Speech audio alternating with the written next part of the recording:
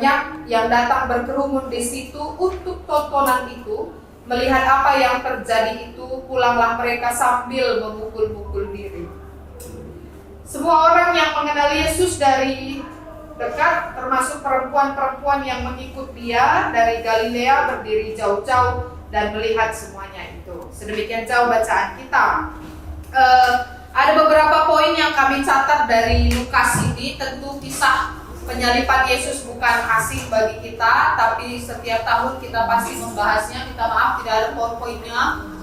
Aku pun kos-kosan kali beberapa waktu terakhir. Jadi walaupun bahan ini sudah diberitahu oleh Kak Clara, minta maaf tidak sempat buat poin-poinnya. Jadi ada beberapa poin yang kami catat terkait dengan bahan 29 ini, bahwa apa sih yang membuat hari Jumat, khususnya Jumat nanti, menjadi agung, yang membedakan dia dari Jumat-Jumat yang lain. Karena sebenarnya setiap minggu kita akan menghadapi Jumat, dan Jumat ini dia berbeda sendiri, punya makna yang berbeda bagi kita, karena dia memiliki keagungan, karena menjadi titik berangkat pengharapannya orang Kristen. Dan sebenarnya tidak ada yang tidak ada yang unik dari kematian Yesus pada zaman itu, teman-teman. Karena namanya mati sebagai tokoh kriminal ataupun yang dianggap sebagai musuh agama itu biasa disalibkan. Jadi Yesus bukan orang satu-satunya yang disalib, dan disalibkan itu adalah hukuman yang biasa waktu itu. Tapi selain disalibkan, ada hukuman yang lain yang biasa disebut dengan minum racun. Supaya apa? Supaya penderitaannya cepat berlalu. Nah, pilihan pemerintahan Romawi kala itu adalah supaya memperlahan kematian Yesus dan membuat dia mengalami kesakitan yang sangat.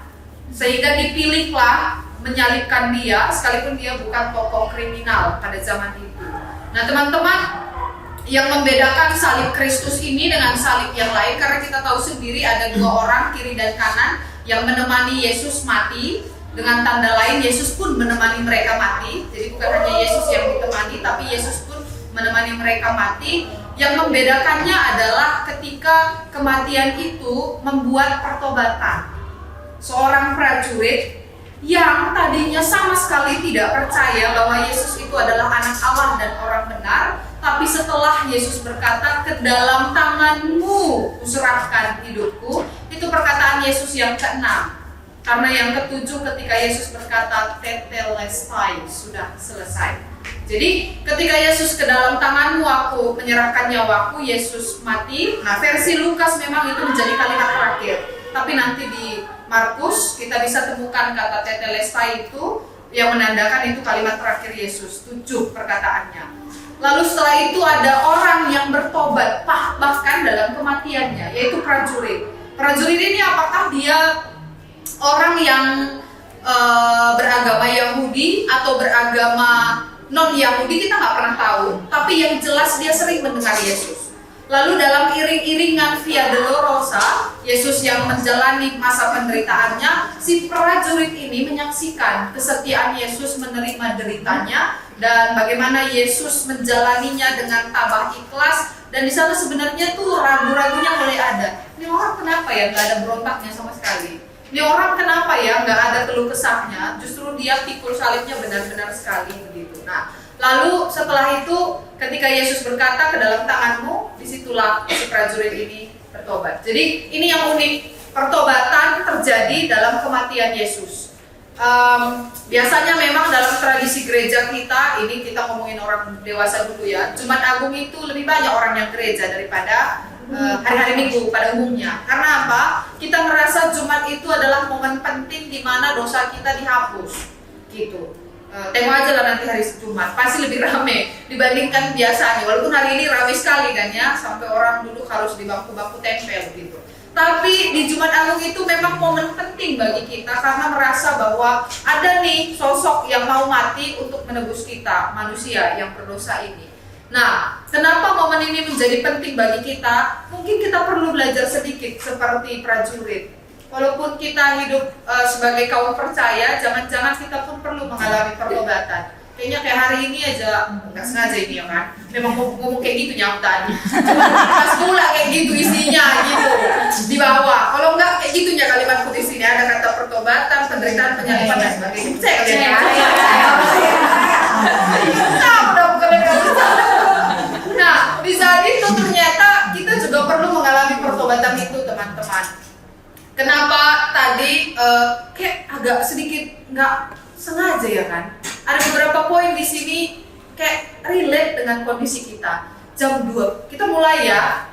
Jam 12 hari mulai gelap. Aku tadi ngerasa kayak kita ini gelap ini jam 12 tadi. Ibarat kan baru selesai jam 12 kan? Jam 12 kurang ibarat selesai. Baru ngomong lah BPMR ke depan lah beberapa orang itu. Itu asli. Bagiku itu gelap karena Bibi ada satu. Kayaknya Bibi itu dia sering dengar namaku, tapi aku nggak pernah ketemu dia. Dia duduk di sebelahku terus dia bilang, pendeta galau kelaku sama Neda Nina. 10 menit saja ya pendeta aku ngobrol soal keputusan yang harus aku ambil terkait dengan anaknya, dokter spesialis dan lain sebagainya. Niatnya 10 menit karena aku mau fokus dengerin yang di depan, kalimat apa yang akan diomongin gitu. Tapi sekarang aku kayak bersyukur, mungkin bisa aku bagikan semua kalimat yang tadi dibelaskan dari pihak ini dalam tertatang ukur buat buka. Jadi bersyukur juga aku Bibi ini curhat sama aku agak lama tadi. Jadi buyar pikiranku, tapi jelas jam 12 itu gelap juga bagi kita. Ya entah kamu merasa atau tidak, bagiku ini aku kayak pulang nanti udah pukul-pukul badanku. Kayak orang banyak kan di situ. Nah, itu setidaknya konteksnya agak relate dengan kita saat ini. Gelap teman-teman. Lalu lihat ya di ayat yang ke-46. Ya Bapa, ke dalam tanganmu kuserahkan nyawaku. Beberapa waktu terakhir aku buat sebuah penelitian tentang 7 perkataan Yesus. Dan aku mencarinya dengan ucapan-ucapan manusia. Sebenarnya yang dibilang oleh Yesus itu semuanya adalah ucapan yang sering sekali kita ucapkan. Aku haus, sering kan ya? Lalu selesai, yang menandakan bahwa pekerjaan kita selesai. Kita juga ngomong itu. Terus ketika satu yang kita tidak omongkan, yang tentang hari ini juga buka bersama dengan aku di Firdaus. Emang berani kita ngomong kayak gitu sama orang? Paling itu kita nggak ucapkan karena bukan kita lah sang juru selamat itu ya kan. Tapi ucapan-ucapan yang lain itu adalah ucapan-ucapan manusiawi yang sebenarnya dekat sekali dengan kita. Dari bayanganku ketika mereka mengungkapkan aku minta maaf dan lain sebagainya, kayak merasa benar ke dalam tanganmu lah aku menyerahkan nyawaku Tuhan. Oleh mereka yang tiga itu. Terlepaslah mereka benar atau salah, yang jelas ucapan itu kan berat ya. Dan ini kan menjadi, minta maaf aku akan sedikit curhat, gereja menjadi situs luka sekarang. Nanti kan paperku akan keluar. Gereja menjadi situs luka bagi banyak orang. Bukan hanya bagi keluarga, tapi juga bagi kita penyaksi. Kita ini sekarang penyintas kekerasan spiritualitas, teman-teman. Mungkin bahasa ini tidak familiar, tapi ini benar sekali terjadi. Kita ini semua menjadi penyintas, penyaksi kekerasan spiritualitas. Atas nama kasih kita justru merendahkan orang. Dan itu bukan kasih yang Tuhan harapkan. Jadi aku tidak pro kontra kepada siapa, cuma mau menegakkan kita memahami kasih secara murni dalam panggilan gerejawi kita. Lalu berikutnya, semoga, kan itu tadi harapan DPMR kan? Di ayat yang ke-48, dan sesudah seluruh orang banyak yang datang berkerumun di situ untuk tontonan itu, penyaliban Yesus tontonan. Dan hari ini kan kita kayak menonton sebenarnya kan. Mau dibilang itu pelajaran dan lain sebagainya, nontonnya kita, melihat. Nah, persoalannya setelah tontonan itu berlangsung, melihat apa yang terjadi, pulanglah mereka sambil memukul-mukul diri. Nah, nggak tahu kalian nanti mukul diri kalian atau tidak, tapi setidaknya mungkin kita akan menangis dalam doa kita hari ini, atau mungkin besok juga gitu. Dulu teman-teman ada sebuah tradisi, kalau dia merasa bersalah dicambuk. Itu biasa sekali. Kalau tidak ada orang yang akan mencambuk dia akan mencambuk dirinya sendiri. Karena apa? Itu bentuk penyesalan dia jatuh dalam dosa. Kenapa orang banyak itu merasa dia perlu memukul dirinya, karena dia membiarkan Yesus itu tersalib gitu. Dan kita juga mungkin mengalami hal itu juga dalam kehidupan. Nah, bagaimana kita membawanya hal ini ke kehidupan anak-anak sekolah minggu kita? mungkin saja akan lebih sederhana dan jauh lebih sederhana, bahwa makna penyalipan itu adalah untuk membuat kita belajar memahami hidup, belajar menghargai hidup yang ditebus oleh Kristus, sehingga tidak main-main terhadap hidup yang diberikan oleh Tuhan. PR kita makin besar, guru sekolah minggu khususnya, sejak peristiwa tahun lalu. Karena bahasa-bahasa yang keluarlah sebenarnya di bulan Oktober tahun lalu itu kan anak sekolah minggu kita banyak yang mendengarnya kan. Entah edalasi kembali dan lain sebagainya. Anak sekolah minggu kita itu semuanya mendengarnya. PR kita lebih jauh lagi mengembalikan situs gereja sebagai kompas moral di tengah-tengah kehidupan kita. Persoalannya sekarang gereja tidak menjadi tempat itu lagi. Gitu. Jadi PR-nya banyak. Bahkan juga untuk kita menjaga hukum, dan gereja ini harus mengembalikan marwahnya lagi, bahwa gereja itu adalah tempat orang berkulit, bukan untuk tempat orang merendahkan yang lain. Dan salib Kristus itu benar-benar sudah terjadi. Jadi lanai boleh kalah siapa peneganjangan yang nasabkan kalah si dewa, nggak ada, karena salib Kristus itu sudah menjadi gantinya. Gitu. Hamba tolong menerjemahkannya seperti sini lah ya. Yuk, lanjut. Nanti kalian harus ceritakannya ya. Kalian suruh aku ngomong ini makin nangis nanti. Lanjut. Oke, masuk ke Paskah. Iya, terlalu relate Bang. Jadi kayak agak maksa. Tiba-tiba aku langsung mikir apa nih? Khotbah hari Kamisku dan hari Sabtu harus kuubahin. Aku udah duluan. Dan aku udah punya poinnya, ini nanti mau aku bilang, ini mau aku bilang. Setelah kejadian ini harus aku ganti beberapa bagian. Karena menurutku udah enggak tepat lagi. Yuk, kita ke 31. Ya kan? Gak apa-apa lah ya, nanti kita baca di rumah. Siap. Matius 28 ayat 1 sampai 10. Hal yang serupa sebenarnya dan melanjutkan apa yang terjadi di Lukas dengan versi yang berbeda saja. Matius 28 ayat 1 sampai 10. Kisahnya begini. Kebangkitan Yesus.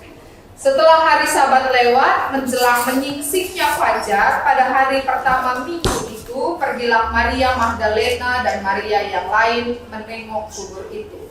Maka terjadilah gempa bumi yang hebat, sebab seorang malaikat Tuhan turun dari langit dan datang ke batu itu dan menggulingkannya, lalu duduk di atasnya. Wajahnya bagaikan kilat dan pakaiannya putih bagaikan salju. Dan penjaga-penjaga itu gentar ketakutan dan menjadi seperti orang-orang mati. Akan tetapi malaikat itu berkata kepada perempuan-perempuan itu, "Janganlah kamu takut, sebab aku tahu kamu mencari Yesus yang disalibkan itu. Ia tidak ada di sini, sebab ia telah bangkit, sama seperti yang telah dikatakannya. Mari, lihatlah tempat ia berbaring, dan segeralah pergi dan katakanlah kepada murid-muridnya bahwa ia telah bangkit dari antara orang mati. Ia mendahului kamu ke Galilea. Di sana kamu akan melihat dia. Sesungguhnya aku telah mengatakannya kepadamu." Mereka segera pergi dari kubur itu dengan takut dan dengan sukacita yang besar dan berlari cepat-cepat untuk memberitahukannya kepada murid-murid Yesus. Tiba-tiba Yesus berjumpa dengan mereka dan berkata, "Salam bagimu." Mereka mendekatinya dan memeluk kakinya serta menyembahnya. Maka kata Yesus kepada mereka, "Jangan takut, pergi dan katakanlah kepada saudara-saudaraku supaya mereka pergi ke Galilea dan di sanalah mereka akan melihat aku." Nah, ini Paskah, Yesus sudah bangkit dan menandakan ada pengharapan bagi kita. Semoga setelah kejadian ini hari Minggu lebih baik. Ya kan? Lebih baik suasananya, lebih menyenangkan seperti apa yang dialami oleh murid-murid ini. Yang pertama kita perlu catat adalah, aku cuma punya 2 catatan. Yang pertama adalah saksi pertama kebangkitan itu adalah para perempuan. Minta maaf bapak-bapak yang 3 orang. Bukan mau mendiskreditkan kalian, tapi Alkitab menyaksikan bahwa saksi pertama itu adalah perempuan. Jadi perempuan itu pembawa berita pertama soal kebangkitan. Setelah itu baru para murid menyusul.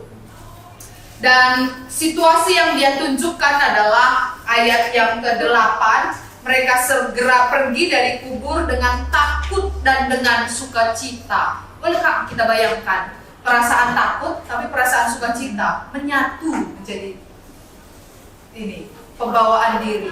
Meriahkah tapi biarkah.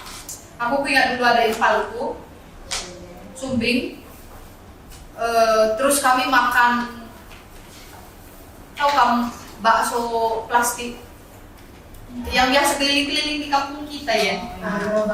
Ya adalah bakso ya kan. Terus kami beli bakso. Iya, ini aku nggak tahu namanya. Pokoknya kalau aku pulang aku harus makan itulah. Itulah depan rumah. Ada tukang bakso. Kalau di kampung tukang bakso itu biasanya dia keliling-keliling. Nah, keliling gang sana, gang sini, gang sana, gang sini gitu gantian.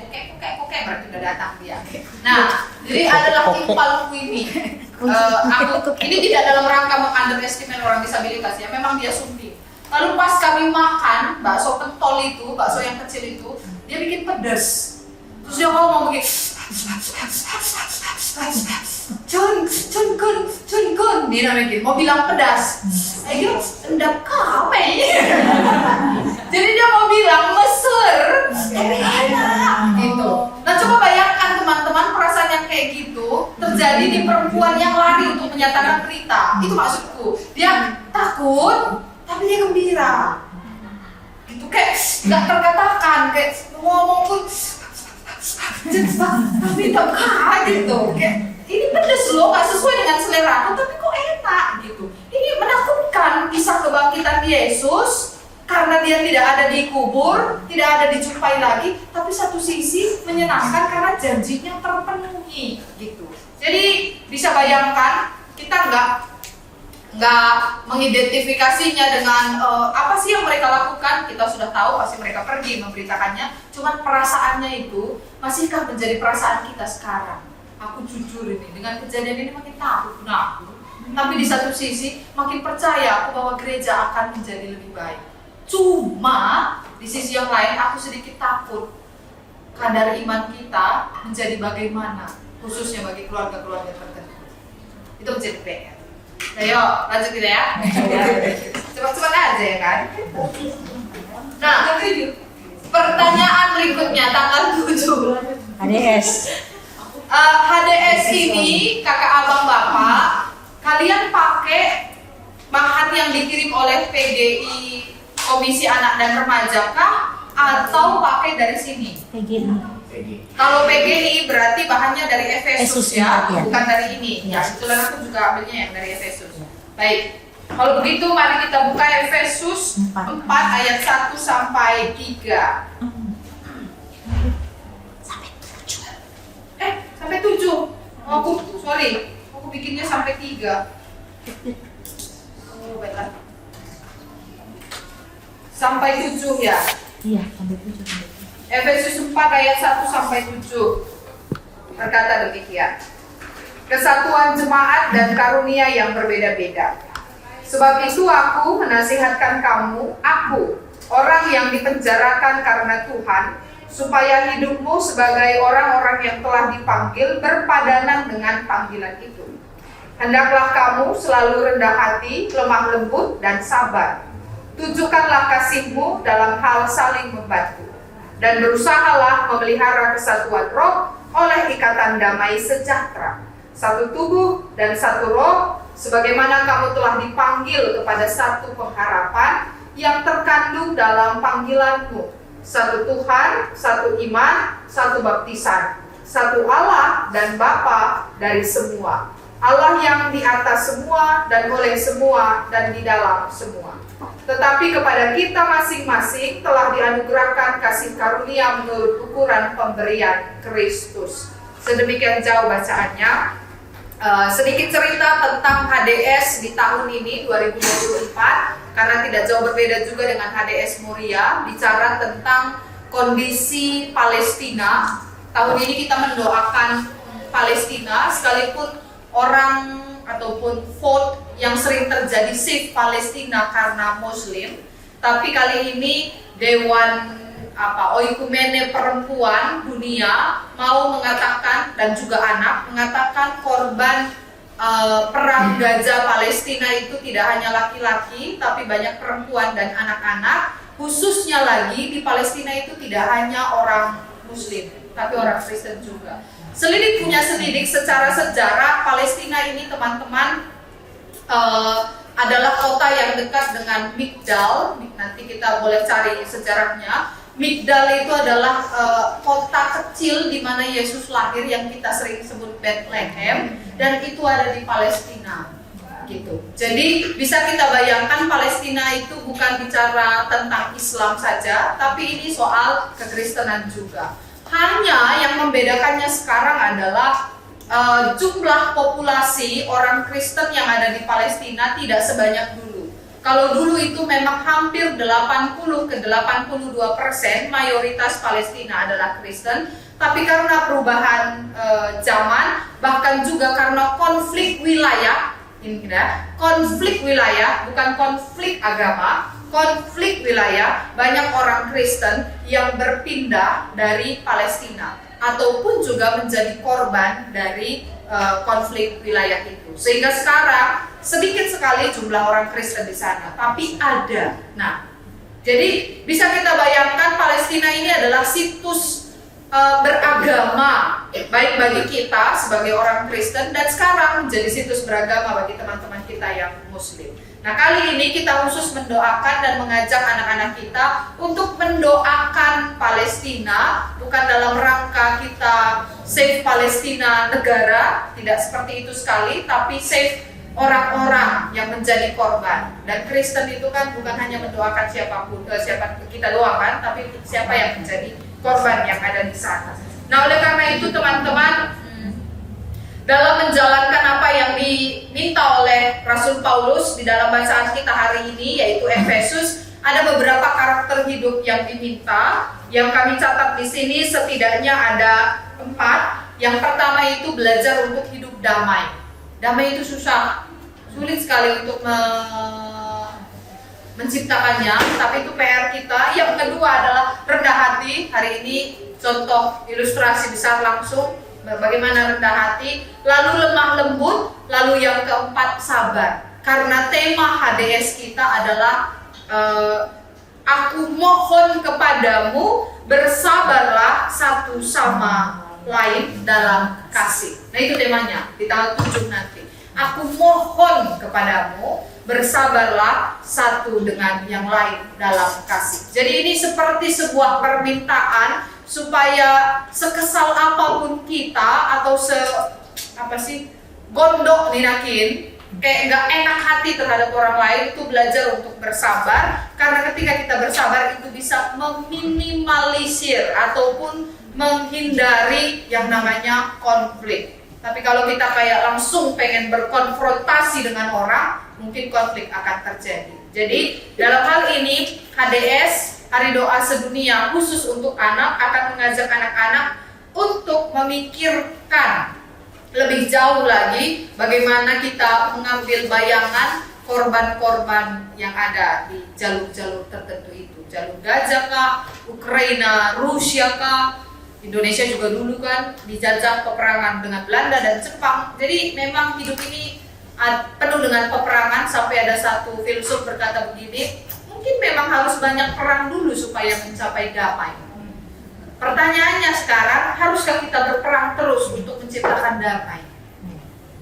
Maka melala tokoh agama, termasuk Kristus menjadi tokoh agama bagi kita, yang melawan sebuah pemerintahan tidak dengan kekerasan. Ada istilah nir kekerasan, artinya tanpa kekerasan. Dan itu juga yang dilakukan oleh Nelson Mandela, yang dilakukan oleh Mahatma Gandhi, ada siapa lagi? Saraswati, banyak dilakukan oleh mereka. Sekalipun melawannya, yang dilawan itu adalah sebuah sistem, tapi tidak dengan kekerasan. Makanya Nelson Mandela rela dia dipenjara 27 tahun kan, padahal yang dia bela adalah hak dari sukunya gitu. Jadi teman-teman, kakak, abang, bapak semuanya, untuk KKR, kita mengajak adik-adik kita untuk bisa menjadi pribadi yang lebih bersabar, kemudian mendoakan. Nah, salah satu aksi kalau HDS itu adalah memberi persembahan. Kan biasanya begitu ya, persembahan kita mungkin nanti 2 kali, satu untuk lokalnya kita, yang kedua itu akan kita kirim ke mereka yang ada di Palestina melalui lembaga ekumene, yaitu PGI. Jadi ada 2 hal, minta adik-adik kita untuk menjadi pendoa bagi anak-anak yang ada di sana. Yang kedua, mari memberi persembahan dalam bentuk bantuan kita kepada mereka. Nah, karena kebetulan tadi pagi, ini agak panjang sedikit ya. Tadi pagi aku bawa HDS Rawamangun, anak sekolah minggunya. Persis kayak gini juga tadi aku cerita. Hanya yang aktivitas yang tadi agak aku pun kayak, oh ternyata menarik bagi mereka ya untuk mengidentifikasi perasaan orang yang terluka. Lalu tadi yang kami lakukan adalah, ayo tanya dulu. Ternyata perang itu bukan bahasa anak-anak. Jadi aku tanya, kalian pernah dengar perang? Pernah? Tahu perang itu gimana? Nggak tahu. Sebagian mereka nggak tahu, tapi sebagian lagi yang mungkin agak nakal atau apa, dia tahu bahwa perang itu berantem, gontok-gontokan, senjata-senjataan. Tapi ada satu anak dia bilang, rudal-rudalan. Jadi kan kayak udah lebih jauh ya yang dia pahami. Tapi sebagian lagi perang itu apa Kak? Bukan kata familiar bagi mereka. Akhirnya dijelaskan oleh gurunya, ada tadi Kak Mita jelaskan perang itu bla bla bla bla bla. Setelah itu barulah masuk. Yuk kita identifikasi perasaan orang yang terluka. Nah, karena tadi menampilkan wajah-wajah anak-anak korban peperangan, tapi tidak terlalu banyak karena itu bisa menjadi gambar traumatis bagi mereka. Hanya beberapa, tidak yang berdarah-darah, tapi justru menunjukkan anak-anak yang compang-camping, terus dia harus bawa batu misalnya begitu, karena itu mereka bekerja, putus sekolah, harus mengungsi dan lain sebagainya. Jadi hanya itu yang ditunjukkan.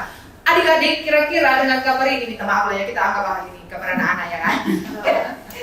Gambar itu apa sih perasaan mereka?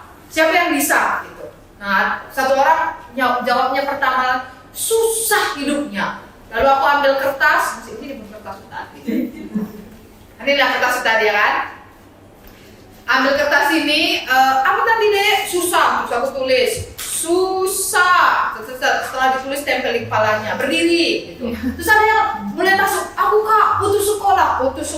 Terus aku Kak, apa lagi? Menderita. Tulis lagi menderita, tempel.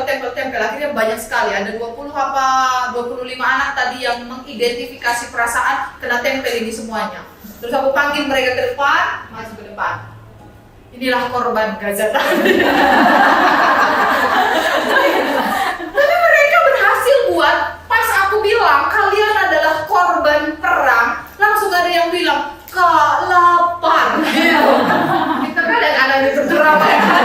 Kak lapar. Pas begitu, oke. Pertanyaannya sekarang adalah korban perang ini, adik-adik, mau kita biarkan begini atau mau kita tolong? Ini jawaban kita kan, anak-anak itu tadi nggak takut. Nah, ini kan menarik ya, bahwa mereka mungkin punya niat untuk menolong, tapi mereka takut, enggak lah. Nah, terus kami jelaskan, kan mereka korban. Bayangkan ada yang lapar, tidak punya orang tua, terus putus sekolah, harus jadi pengemis dan lain sebagainya. Ada nggak yang mau menolongnya? Terus tiba-tiba ada satu orang, anak kecil, kelas 2. Terus dia angkat tangan, aku. Oke, panggil dia. Kamu mau menolong? Mau Kak. Sekarang tarik salah satu anak itu yang ada di depan. Jangan tarik semuanya, karena kamu nggak akan pernah bisa menolong semuanya kan. Jadi mau memberi realistis juga lah menolong orang. Kita kan nggak juru selamat ya kan.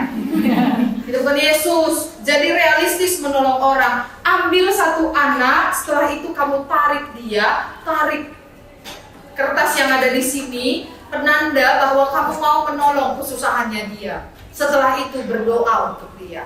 Dia tarik, ya tolong doa anak-anak kan. Tuhan, tolong dia, amin.